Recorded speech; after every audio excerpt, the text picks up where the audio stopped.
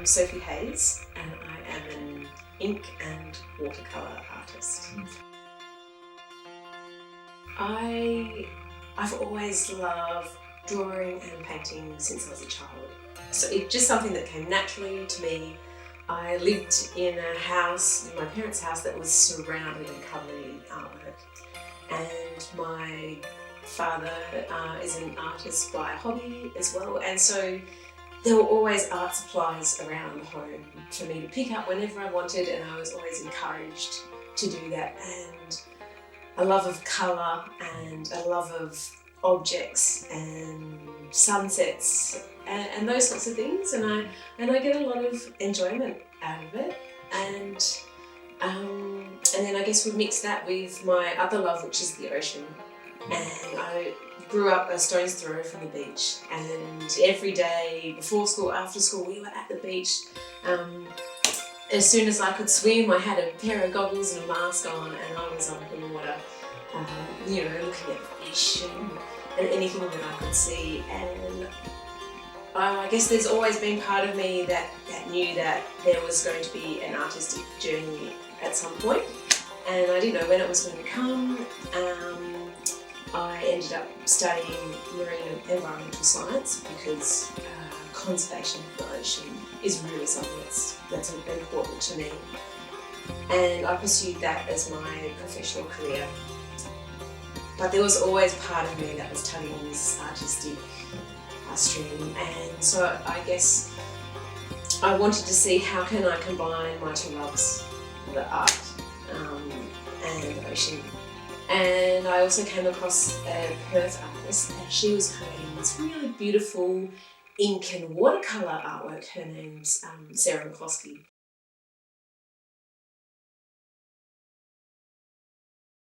If there was an Australian equivalent, like I included the Australian version, so it's a dugong and not a manatee, and it's like an Australian pelican and an Australian sea lion. So I wanted to bring things that were also like close to home for me, and not just a collection of marine species, but something that had some kind of relevance. And so this one is probably the most special emotionally for me. It's an early one I did, and I did it for my son on his first birthday. And at the time he was really unwell, and it was the first time he'd ever been really sick. And I just had to hold him, and he would just cry unless I held him really close. So I held him while he slept and for everything, and I just couldn't put him down.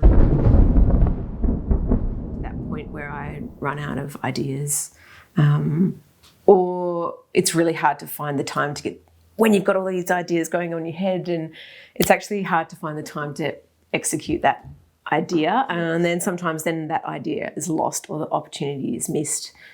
But there are times when I am feeling really flat creatively, and for me, going to things like art exhibitions, museums, art galleries, and seeing things with your own eyes, because social media is a wonderful platform for inspiration.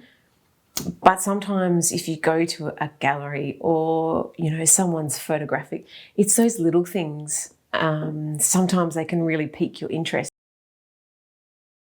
The thing is, if you want to do it really badly, you have to make the time for it, and you have to sacrifice time. You could be sleeping and you have to watch less Netflix and dedicate that time to creating your dream.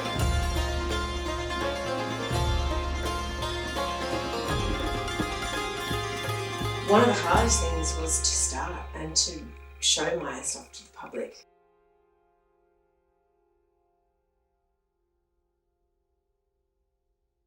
Before submission date, I was averaging 4 hours a night sleep to finish it, to get it in on time.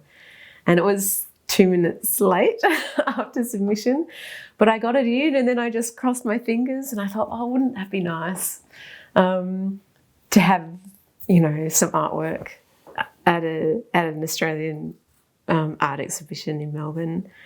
And a week later I received an email and it had got in. And I tell you what, the joy and the excitement, and I felt so proud that hard work had really paid off.